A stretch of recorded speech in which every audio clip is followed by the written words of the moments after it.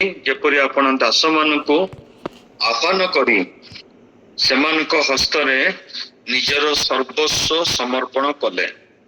ସ୍ୱର୍ଗରାଜ୍ୟ ସେହିପରି, ସେ ଜଣକୁ 5 ତୋଡ଼ା, ଅନ୍ୟକୁ 2 ତୋଡ଼ା, ଆଉ ଜଣକୁ 1 ତୋଡ଼ା, ଏହିପରି ପ୍ରତ୍ୟେକଙ୍କୁ ତାହାର ଶକ୍ତି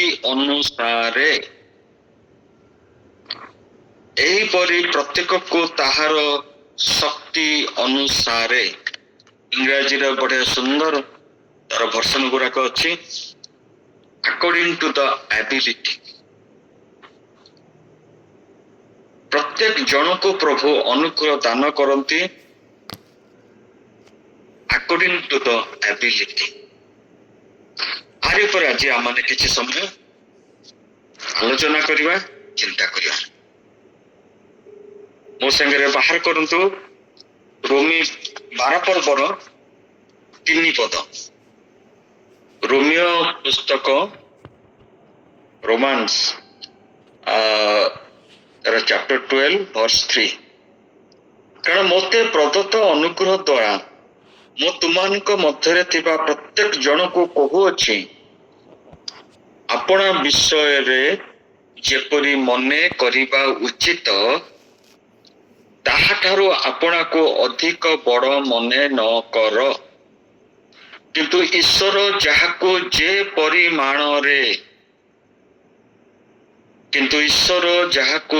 ପରିମାଣରେ ବିଶ୍ୱାସ ବିତରଣ କରିଅଛନ୍ତି, ସେହି ଅନୁସାରେ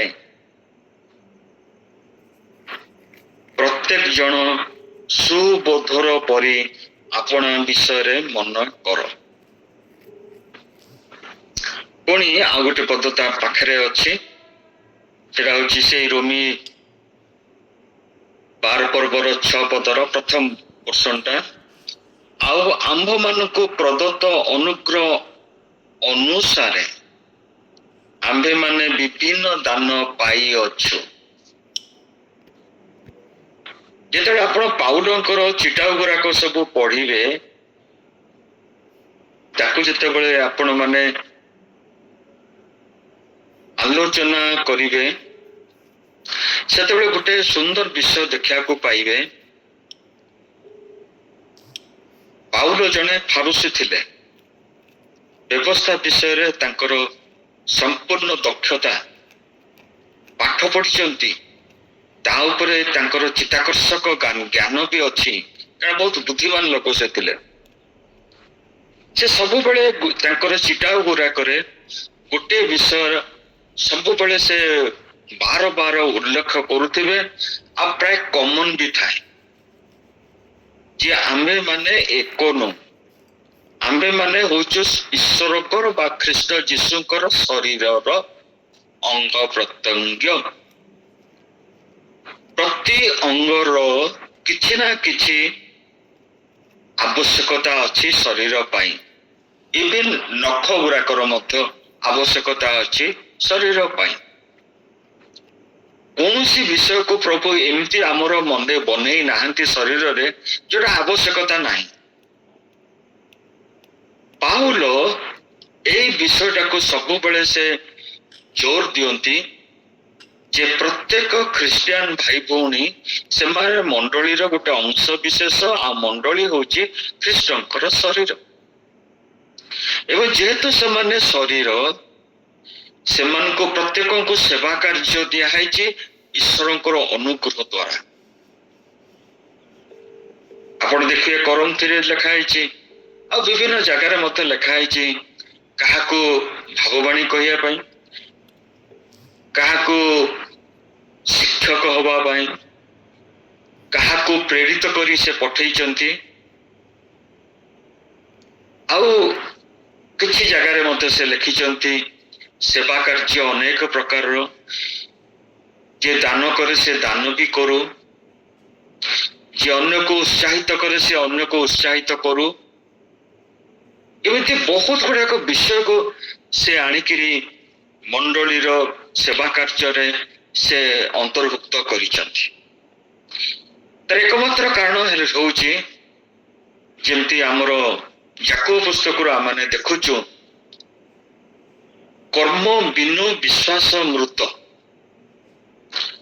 ବା ଯୋଉମାନେ ଭାବନ୍ତି ମୁଁ ଖାଲି ବିଶ୍ୱାସ କରୁଛି ସେତିକିରେ ସଫିସିଏଣ୍ଟ, ଯାକୁ ମନା କରନ୍ତି ନାହିଁ, ବିଶ୍ୱାସ ତ ଠିକ ଅଛି କିନ୍ତୁ ତା ସାଙ୍ଗରେ କର୍ମ ମଧ୍ୟ ଦରକାର।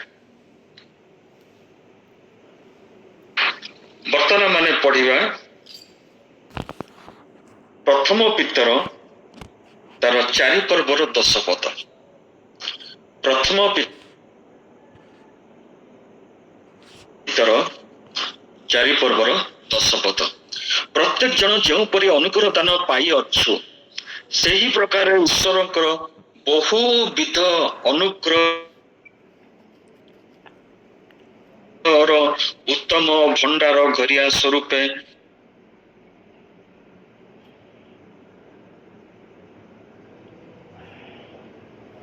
ବଳିଷ୍ଠ ପ୍ରଭୁଙ୍କର ଆତ୍ମିକ ଦାନ ହେଉଛି ମଣ୍ଡଳୀର ନିଷ୍ଠା ନିମନ୍ତେ ପରସ୍ପରର ସେବା କର।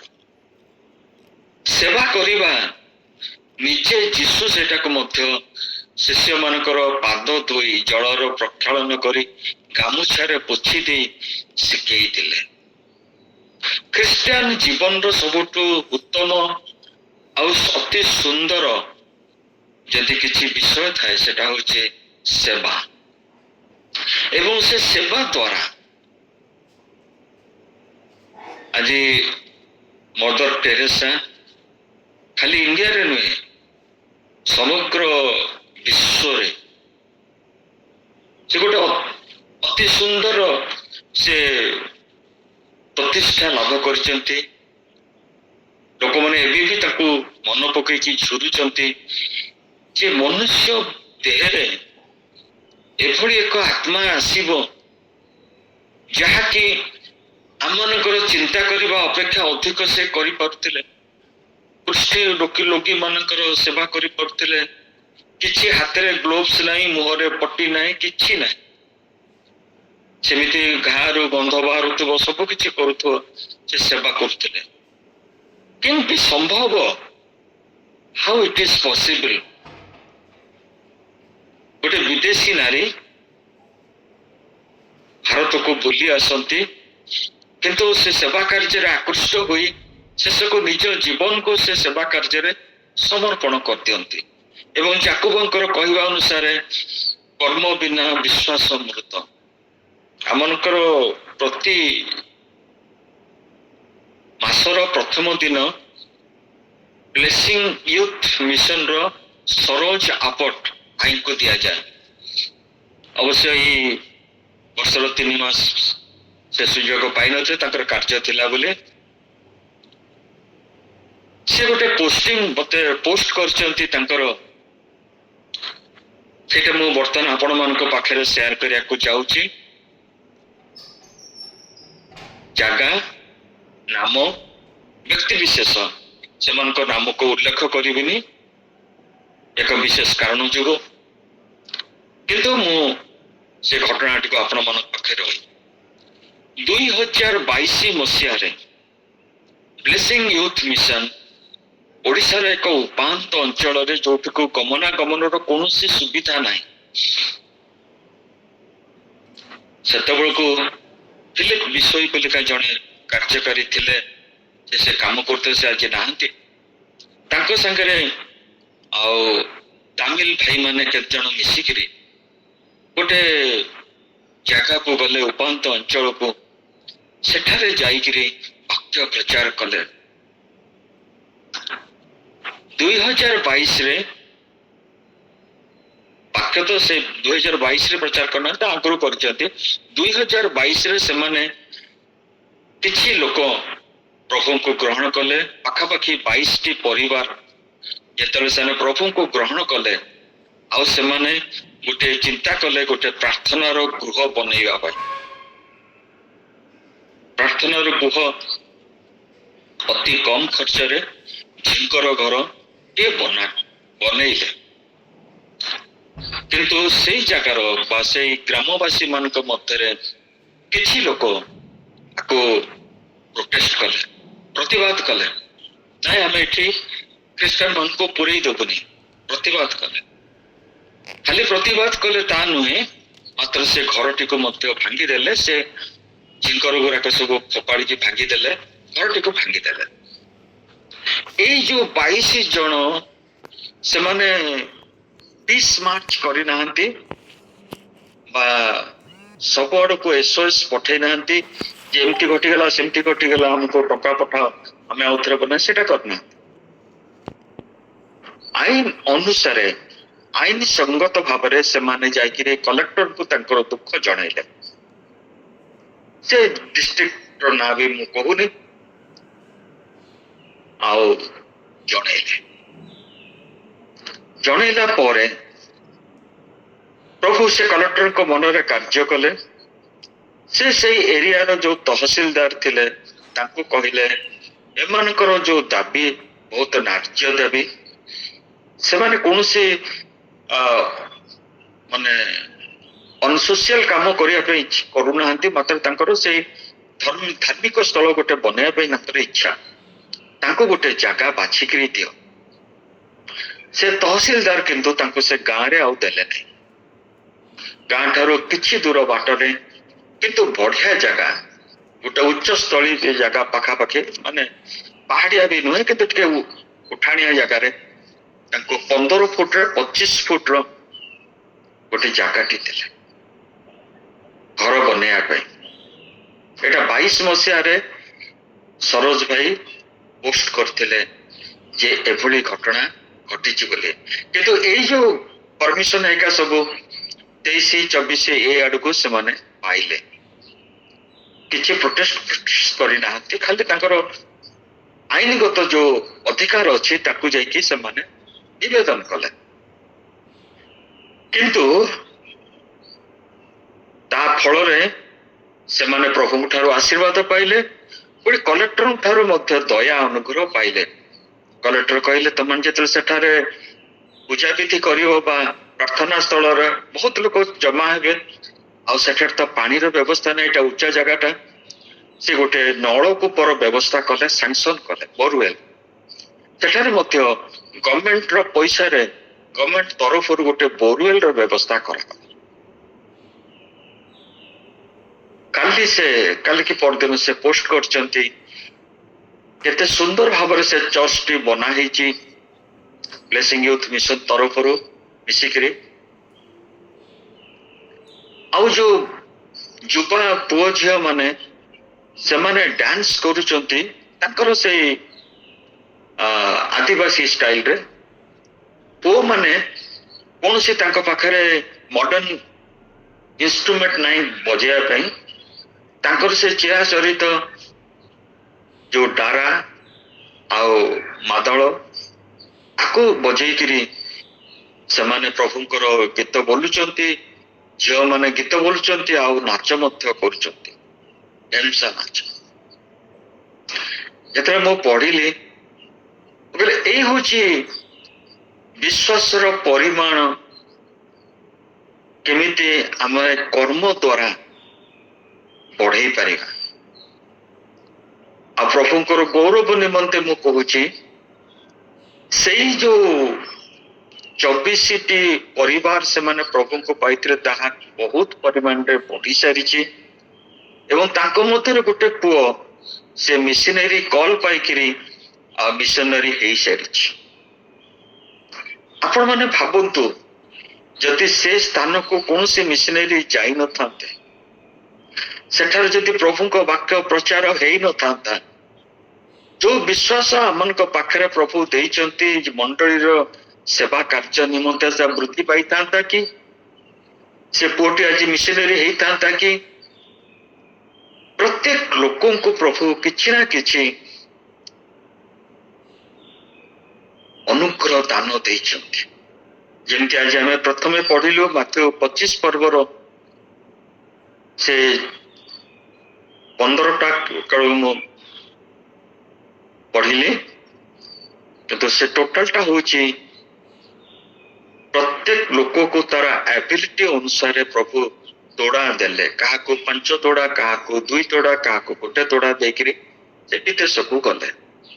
ପ୍ରଭୁ ଆମ ପ୍ରତ୍ୟେକଙ୍କୁ ଦେଇଛନ୍ତି ଆବିଲିଟି। ଆଉ ପାଉଲ ମଧ୍ୟ ପିତର ମଧ୍ୟ ସେଇ କଥା ଲେଖୁଛନ୍ତି, ପ୍ରତ୍ୟେକ ଜଣ ଯେଉଁପରି ଅନୁଗ୍ରହ ଦାନ ପାଇଅଛି ସେହି ପ୍ରକାର ଈଶ୍ୱରଙ୍କ ବହୁବିଧ ଅନୁଗ୍ରହର ଉତ୍ତମ ଭଣ୍ଡାର କରିବା ସ୍ୱରୂପେ ତଦ୍ୱାରା ପରସ୍ପରର ସେବା କରୁ।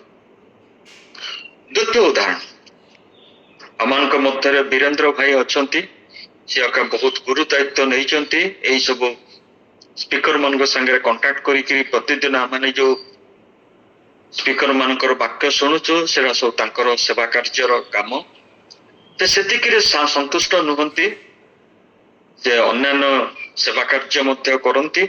ତା ଛାଡି ସେ ବିଭିନ୍ନ ସ୍ଥାନକୁ ଯାଇକିରି ଆଉ ମଣ୍ଡଳୀ ପ୍ରତିଷ୍ଠା କରୁଛନ୍ତି।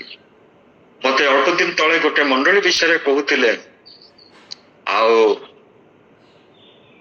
ଗୋଟେ ଝିଅଟି ସେ ବିବାହ କରିଥିଲା, ଆଉ ତା ବାପ ଘରକୁ ଆସିଥିଲା, ଆଉ ସେଠି ସେ ପ୍ରଭୁଙ୍କର ବାକ୍ୟ ଶୁଣିଲା। ଯେତେବେଳେ ସେ ଫେରି ଯାଇଛି, ତାର ଶ୍ୱଶୁର ଘର ତାର ସ୍ୱାମୀ ତାକୁ ମନା କଲେ, ନାଇଁ ସେଇ ଈଶ୍ୱରଙ୍କୁ ଆମେ ମାନୁନୁ, ଆମେ ଯୋଉ ଈଶ୍ୱରଙ୍କୁ ମାନୁଛୁ ତୁ ସେଇ ଈଶ୍ୱରଙ୍କୁ ପୂଜା କର। ସେ କହିଲା ନା ନା ନା ନା, ସେ ଯୋଉ ଈଶ୍ୱର ସେ ସବୁଠୁ ବଢିଆ ଈଶ୍ୱର, ମତେ ତୁମେ ଘରେ ରଖିଲେ ରଖ, କିନ୍ତୁ ମୁଁ ତମାନଙ୍କୁ ସିନା ଛାଡ଼ିଦେବି, ସେ ଈଶ୍ୱରଙ୍କୁ ମୁଁ ଛାଡ଼ିପାରିବି। ଅଳ୍ପ ଦିନ ତଳେ ବୀରେନ୍ଦ୍ର ଭାଇ କହୁଥିଲେ, ଆଉ କେତେ ସୁନ୍ଦର ପ୍ରଭୁଙ୍କର କାର୍ଯ୍ୟ ଚାଲିଛି। ଯୋଉମାନଙ୍କୁ ପ୍ରଭୁ ଅନୁଗ୍ରହ ଦାନ ଦେଇଛନ୍ତି, ତାଙ୍କ କାର୍ଯ୍ୟରେ ଅଗ୍ରସର ହବା ପାଇଁ ତାଙ୍କୁ ବଳ ଦଉଛନ୍ତି, ଆବିଲିଟି ବଢଉଛନ୍ତି, ବିଶ୍ୱାସର ପରିମାଣକୁ ଆହୁରି ବଢଉଛନ୍ତି। ପ୍ରଭୁ ସେମାନଙ୍କ ପାଇଁକା ମହିମାନ୍ୱିତ ହଉଛନ୍ତି, ଗୌରବାନ୍ୱିତ ହଉଛନ୍ତି। ତୃତୀୟ ବିଷୟ, ଏ ହଉଛି ରଷିଆ ଦେଶର କଥା। ତାଙ୍କର କମ୍ୟୁନିଷ୍ଟ ରେଜିମ୍, ସେମାନେ ହସନ୍ତି, ଈଶ୍ୱର ଫିଶ୍ୱର କିଛି ନାହିଁ, ସେଟା କେବଳ ଖାଲି ଗୋଟେ ମୂର୍ଖାମୀ। ଏ ଲୋକମାନେ ଅଯଥା ସମୟ ଲୋକସାନ କରନ୍ତି ଏଇ ସବୁ ପ୍ରାର୍ଥନାରେ, ବାଇବେଲ ପଢିବାରେ। ତେଣୁ ସେମାନଙ୍କର ଯୋଉ ଅଛନ୍ତି ପ୍ରତି ଦେଶର ଥାନ୍ତି ଗୁଇନ୍ଦା ସଂସ୍ଥା, ତାଙ୍କ ଗୁଇନ୍ଦା ସଂସ୍ଥା ନାଁ ହଉଛି KGB। ସେମାନଙ୍କୁ ସେମାନେ ଲଗେଇଛନ୍ତି କମ୍ୟୁନିଷ୍ଟ ରେଜିମ୍, ଯେ ଯୋଉଠି ଦେଖିବ ଏଭଳି ଭାବରେ ଗିର୍ଜା ପ୍ରାର୍ଥନା ହଉଛି, ଆଉ ଯୋଉ ଯୋଉ ଲୋକମାନେ କରୁଛନ୍ତି ତାଙ୍କୁ ଧରିକି ବାନ୍ଧିକି ନେଇ ଆସିବ। ଏଇ ଯୋଉ କଥାଟା ମୁଁ ବର୍ତ୍ତମାନ କହିବା ପାଇଁ ଯାଉଛି, ସେଟା ଗୋଟେ ଛୋଟ କଂଗ୍ରିଗେସନ, ଆଉ ତାଙ୍କର ପାଳକ ଥିଲେ ବ୍ରଦର ସର୍ଗେଇ, ତାଙ୍କର ରସିଆନ ଲାଙ୍ଗୁଏଜର ସେମିତି ଭାଷା। ଏଇ ସର୍ଗେଇ, ତାଙ୍କର ପୁଅ ଝିଅ ବିଷୟରେ ତ ସେ ସାକ୍ଷ୍ୟରେ କିଛି ଉଲ୍ଲେଖ ନାହିଁ, କେବଳ ସ୍ୱାମୀ ସ୍ତ୍ରୀ ସେମାନେ ରହନ୍ତି ଗୋଟେ ଛୋଟ ଘରେ। ଆଉ ସେଦିନର ପ୍ରଥମ କଥାଟି ସେ ଆରମ୍ଭ କରନ୍ତି ସେଇଠୁ, ଯେ ଯୋଉଦିନ ତାଙ୍କର ମଣ୍ଡଳୀରେ ଗୋଟେ ନୂଆ ଲିଡର ବଛା ହବ, ଆଉ ସେ ନୂଆ ଲିଡର ବଛା ହେବା ପାଇଁ ସମସ୍ତଙ୍କୁ ଅନୁରୋଧ କରାଯାଇଛି, ସମସ୍ତେ ଆସିବେ। କୋଉଠୁ ଆସିବେ ନା ଗୋଟେ ନିକାଞ୍ଚ ଏକାନ୍ତରେ ଥିବା ଗୋଟେ ଗୃହ ମଧ୍ୟକୁ, ସେଇଟା ପୁଣି କୋଉ ଭିତରେ ଥିବ, ଆଉ ସମସ୍ତେ ଏକ ସମୟରେ ଆସିବେନି, ଆଉ ଗୋଟେ ରୁଟରେ ଆସିବେନି, କାରଣ KGB ବହୁତ ଚାଲାକ, ଆଉ ବିଭିନ୍ନ ସମୟରେ ବିଭିନ୍ନ ରୁଟ ନେଇକିରି ସେ ଗୃହକୁ ଆସିବେ। ତାଙ୍କୁ କୁହାଯାଇଥିଲା କିଭଳି ଭାବରେ କବାଟରେ ଆଘାତ କରିବାକୁ ପଡିବ। ସେ ଆଘାତରୁ ସେମାନେ ଭିତରେ ଯେ ଲୋକ ସେ ଜାଣୁଥିଲେ ଯେ ହଁ ଆମରି ଲୋକ ଆସିছে, ଆଉ ସେମାନେ କବାଟ ଖୋଲୁଥିଲେ।